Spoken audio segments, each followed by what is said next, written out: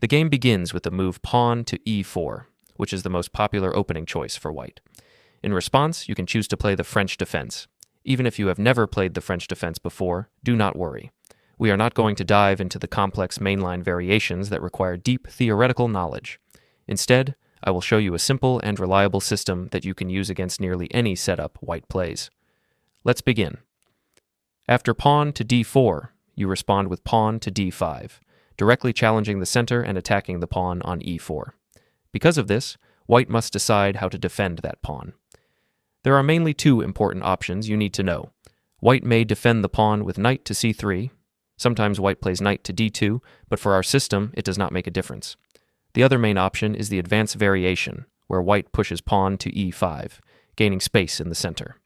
There is also a third, less common choice, the exchange variation, where white captures on d5. However, this is not dangerous for black at all, since it leads to a completely symmetrical position.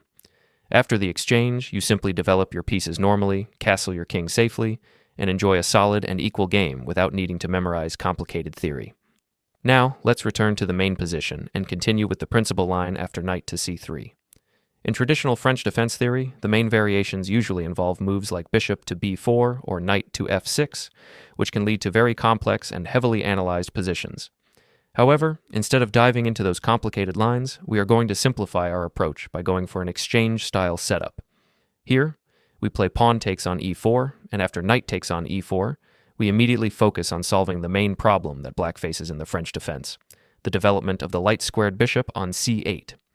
Because of the pawn structure, especially the pawn on e6, this bishop often becomes trapped on its original square and struggles to find an active role.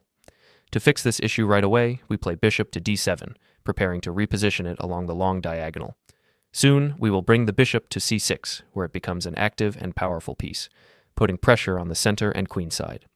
This setup has several advantages. This setup is a solid and reliable choice, played even by top grandmasters like Kasparov and Carlsen, yet it remains less explored, giving you a surprise factor against most opponents.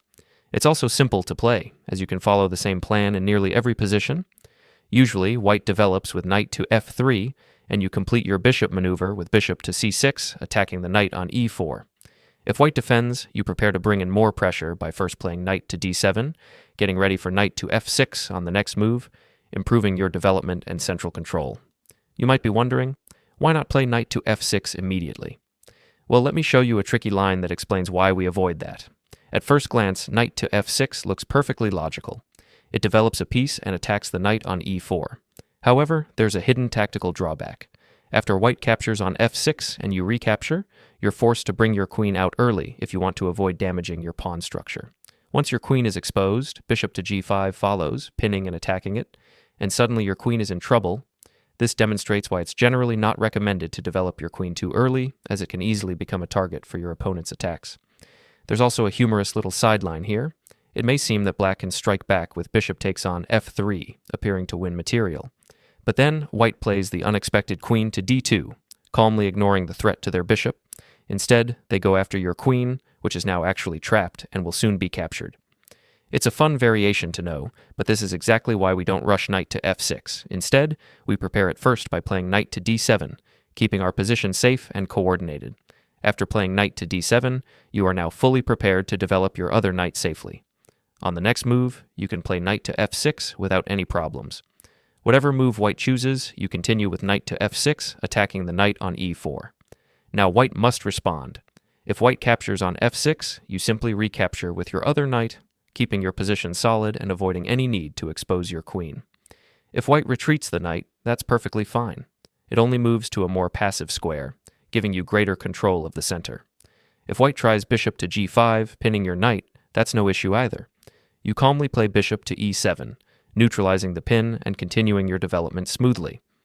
Notice how these moves form a clear and consistent plan. You follow the same structure no matter what white plays. After bishop to e7, your attack on the knight on e4 is renewed, and white often chooses to exchange on f6. After knight takes f6, you recapture and reach a rock-solid position. One key point to note here is the pawn on d4. Because your light-squared bishop can exchange its defender at any time, the d4 pawn can become a potential weakness. It's not immediately lost, but in some variations, For example, if white tries to play aggressively with knight to e5, that pawn may eventually come under serious pressure or even be captured. In this position, if white jumps in with knight to e5 too early, you can actually go ahead and capture the pawn on d4, taking advantage of the weakened center. Because of that, white usually avoids this immediate move. Instead, white often decides to defend the d4 pawn with pawn to c3, preparing to play knight to e5 on the next move. While this is not a serious problem for black, it can become slightly uncomfortable, as the knight on e5 will occupy a strong central square and may soon target your bishop on c6. To prevent that, as soon as you see your opponent preparing this jump, it's best to trade off your light-squared bishop right away.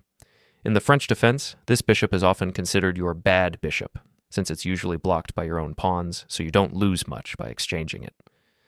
After you capture on f3, white recaptures with queen takes on f3, which immediately puts pressure on your pawn on b7. To defend against that and strengthen your structure, you play pawn to c6. This move not only protects your queenside, but also follows the classic principle taught by Capablanca. If you trade your light-squared bishop, place your pawns on light squares. By doing this, you give your dark-squared bishop plenty of open diagonals and freedom to operate, turning a small positional trade-off into a long-term strategic advantage. At first glance, it may look like white has the more active position and the advantage of having two bishops, but in reality, it's very hard for white to make progress. Your central pawns give you a rock-solid structure, leaving white with few good attacking plans. You also have a strong outpost on d5 for your knight or even your queen.